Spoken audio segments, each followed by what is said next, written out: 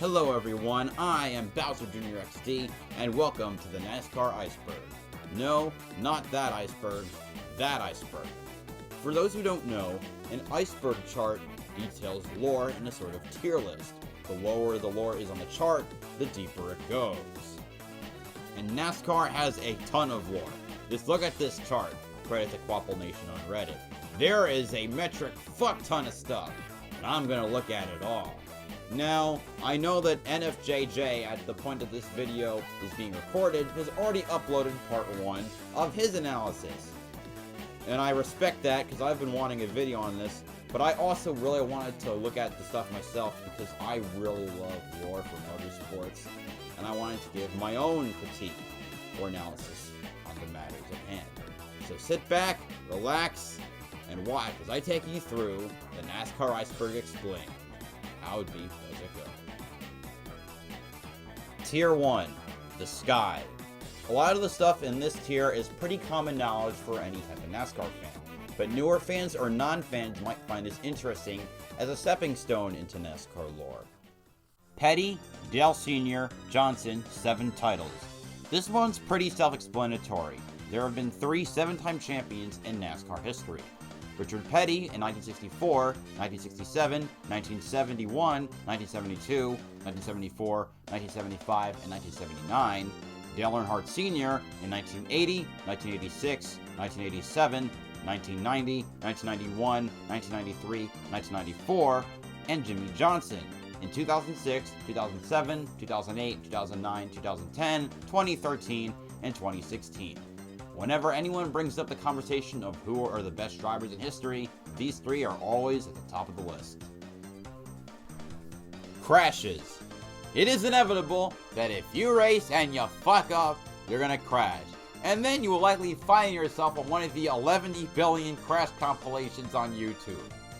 I don't really know what else to say, because it's crashes! Left turns. God, I hate when people say that. Everyone always says that NASCAR is all about left turns, because it's all about the ovals. Well, news for you, there are also road courses. But yes, there is some truth to the fact that there are a lot of left turns in NASCAR. But frankly, I wouldn't change that, because that's what makes NASCAR unique. Oval racing is intrinsically more exciting than road course racing due to the closeness of the racing itself. So take that, Formula 1. Dale Earnhardt Jr. Dale Earnhardt Jr. is one of the most popular drivers of all time. Hell, he won the most popular driver award 15 times in a row. Besides that, he's won the Daytona 500 twice, he won 26 times in the Cup Series, scored 2 Busch Series championships in 1998 and 1999, and now serves as the host of the Dale Jr. Download, a podcast which can be found on Spotify and NBC, and he's also a color commentator for the NBC TV booth. He also owns Junior Motorsports, one of the best teams in the XFINITY series. As the TF2 scout would say, yeah, he's kind of a big deal. Raise Hell, Praise Dale, and 3 for Dale. Following the death of Dale Earnhardt Sr., fans would use these 2 things to show their support. Raise Hell, Praise Dale is just a slogan and is still used today to show the support for the Intimidator. 3 for Dale represents holding up 3 fingers, as Dale Earnhardt drove the number 3. This is especially prevalent in the 2001 season. As for the final 35 races of the season, NASCAR would have a silent lap 3, where the commentators would go silent and the entire crowd would lift up the number 3 to support their fallen hero. Road courses. In addition to having mostly ovals on the schedule, NASCAR's historically had a bunch of road courses. Mostly 2, Watkins Glen and Sonoma, have been on the schedule together since 1989. These tracks have left and right turns, and getting through these courses quickly involves mastering braking and shifting through gears to get through the turns as cleanly as possible. Today, there are 6 road courses on the schedule. In addition to Watkins Glen and Sonoma, you have the Charlotte Roval, Circuit of the Americas, Road America, and the Indianapolis Road Course. It's definitely a different set of skills than what's normal for ovals, but they're definitely some of the more entertaining races on the NASCAR schedule. PIXAR Cars. One of 2 racing movies released in 2006, this movie focuses on the journey of young race car Lightning McQueen. This movie has a ton of cameos from several people inside the NASCAR industry. Darrell Waltrip, Richard Petty, Dale Earnhardt Jr., Humpy Wheeler, They even got Mario Andretti and Michael Schumacher, and they're not even in NASCAR. The movie remains a cult classic to this day, and as someone who had cars be their gateway into NASCAR, it's really close to my heart. Days of Thunder. Released in 1990, this movie is yet another racing movie, although this one more centers around NASCAR than Cars did. It focuses on Cole Trickle, played by Tom Cruise, as he rises to the top of the NASCAR field and triumphs over rivals Rowdy Burns and Russ Wheeler. The movie has since gotten a cult following in the NASCAR community, with Kyle Busch even going as far as to use the number 51 font from the movie for his own Truck Series team. From my perspective, it's definitely the best NASCAR-centric movie. Talladega Nights. Oh, fuck me. Talladega Nights focuses on Ricky Bobby, the legendary NASCAR driver played by Will Ferrell. While the movie is definitely funny to some degree, it also espouses a ton of negative stereotypes about Southerners and NASCAR in general. At the very least, it has a lot more modern NASCAR cameos, including both Fox and NBC broadcast teams, Dale Earnhardt Jr., Casey Mears, Greg Biffle, and also a bunch of the real-life cars as shown during the racing scenes. But goddamn, I don't like Will Ferrell. I don't particularly like this movie, but I know a lot of people like it, so it's at least worth checking out. Jeff Gordon. In a sea of chiseled veterans and dark cars, Jeff Gordon was the flashy youngster in the rainbow car. And my god did he stand out, especially when he won. 93 career victories and 4 career championships. Gordon's particular brand of popularity enabled NASCAR to go mainstream starting in the mid-2000s. I mean, for Christ's sake, the man was on SNL. Freaking SNL! Today, after having served as the color commentator for NASCAR on Fox for 6 years, he is currently the vice president of Hendrick Motorsports, the team that he was so successful with.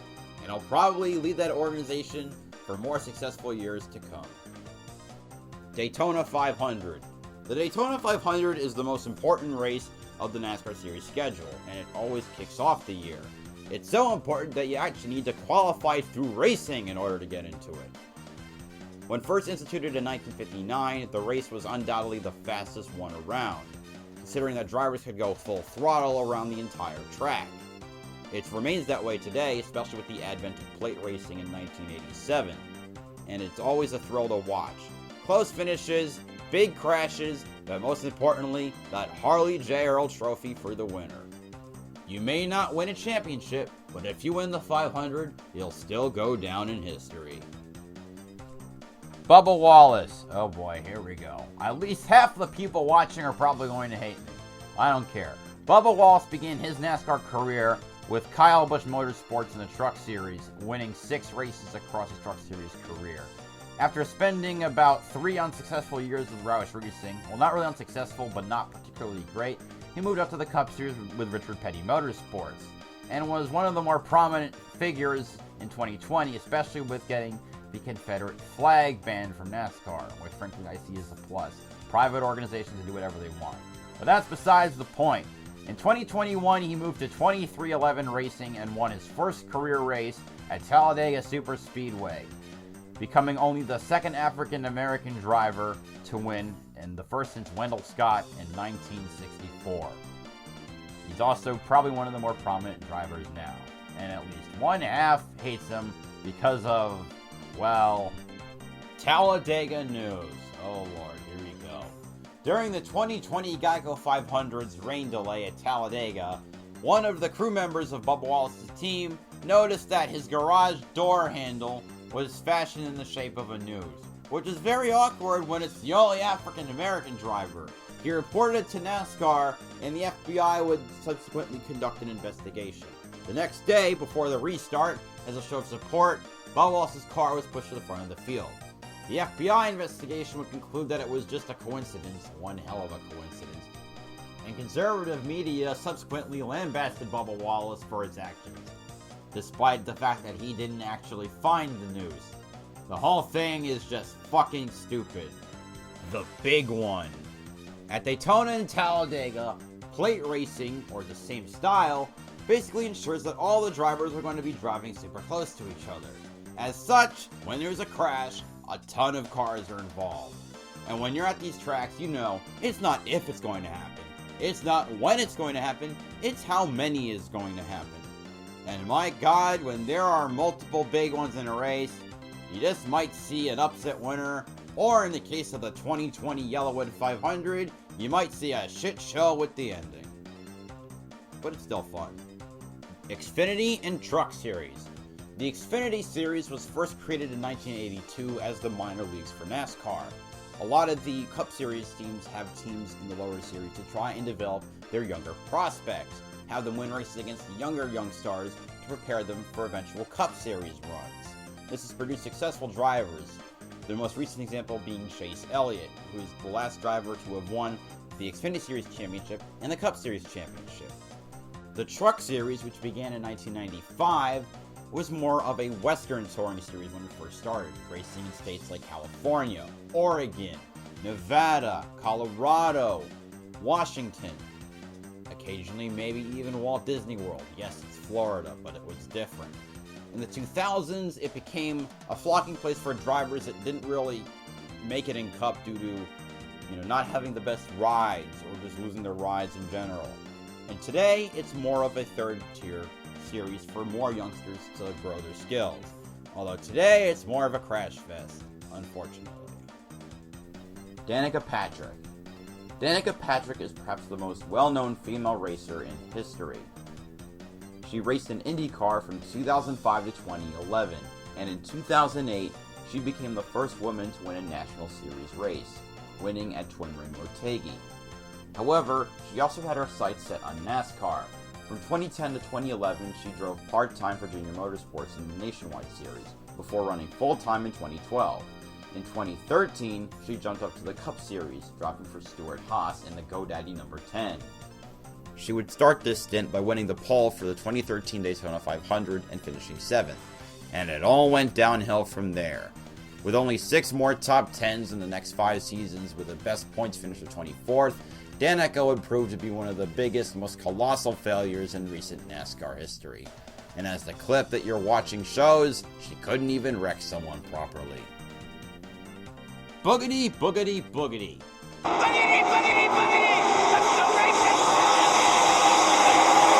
When Darrell Waltrip joined the Fox booth for broadcasting in 2001, starting around, I'd say, halfway through Fox's stint in the season, or more closer to 3/4 of the way through the season, he began saying boogity, boogity, boogity.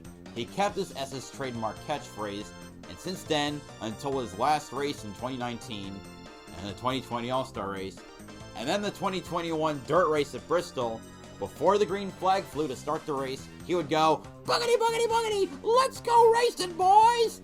And it was always awesome. Let's go, Brandon. Now for something that is decidedly not awesome. So Brandon Brown is an Xfinity Series driver driving for his family-owned team, Brandonville Motorsports. And in the fall of 2021 at the Fall Talladega race, the stars align, and he wins the race at Talladega due to darkness. Now, victory interviews were done on the front stretch, and hopefully in the future, they'll go back to victory lane. But they're on the front stretch, and some rowdy fans are saying F Joe Biden, because it's the South and it's Alabama. Now, the reporter, obviously finding it awkward, decides to spin it saying that they're saying let's go Brandon, and it caused the situation to spiral completely out of control. Conservative politicians and pundits began repeating the phrase as a way to show their hate against the president, and it caused him to get associated with the movement and caused him some sponsorship that would definitely be useful in 2022. So yeah, just like the Talladega Noose, it left behind a fuckfest in its wake. On the bright side, in the past few months, this phrase has slowly gone the way of the dodo bird, and I sincerely hope it stays that way. Kyle Busch. A driver who began his career as the next big star for Hendrick Motorsports, Kyle Busch would become the face of Joe Gibbs Racing, having won 60 Cup races in 2 championships, 2015 and 2019.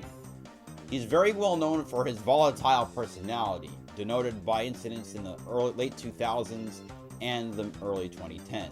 The most egregious example being when he wrecked Ron Hornaday in 2011, but we'll get to that later. Besides this, he's known for dipping into the lower series quite a bit, having run as much as he can. He currently has the win record in the Truck Series with 61, and in the Xfinity Series with 102.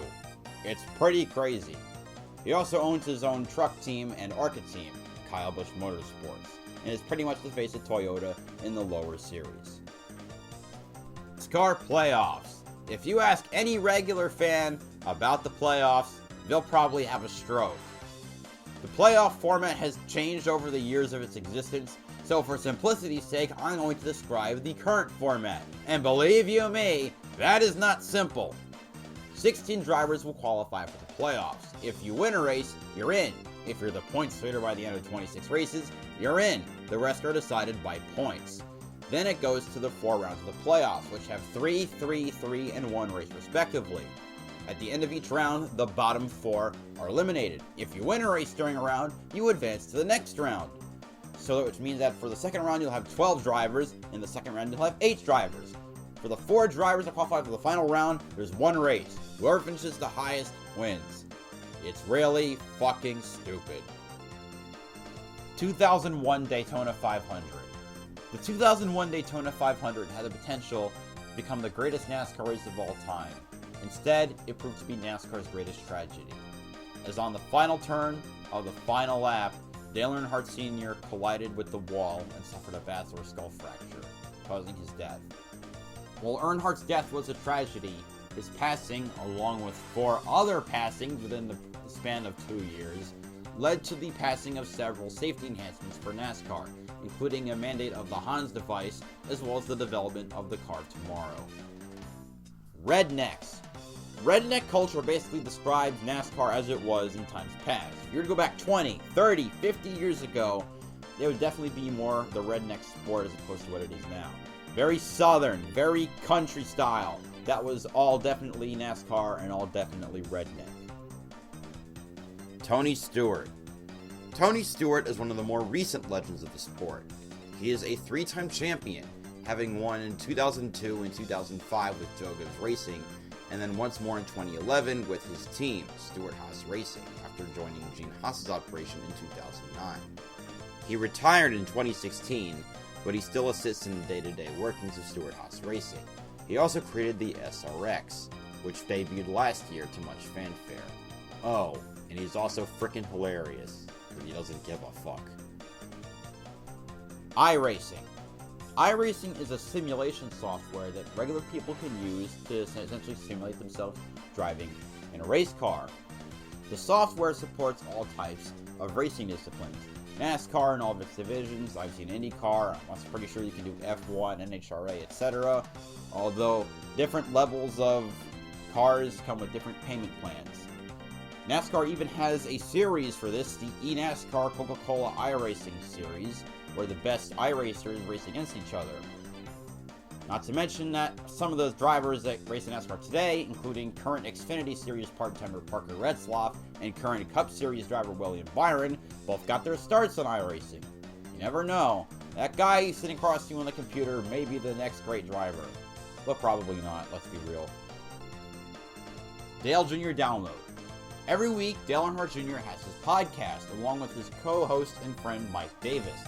And every week they'll talk about issues in the present NASCAR time, and they'll also interview a certain celebrity, usually someone in the NASCAR world. I've seen Jeff Gordon, I've seen Tony Stewart, Steve Park, Ron Hornaday. I'm just picking old examples, but the most recent person had on from the NASCAR world was Doug Yates. Occasionally it's someone from outside of NASCAR. I've seen Rick Mears, I've seen Ernie Francis Jr., etc., etc. And it's a pretty interesting podcast, because it really goes behind the scenes on stuff, especially with the careers of drivers that you might not have learned. It's really interesting, and I definitely check it out if I were you.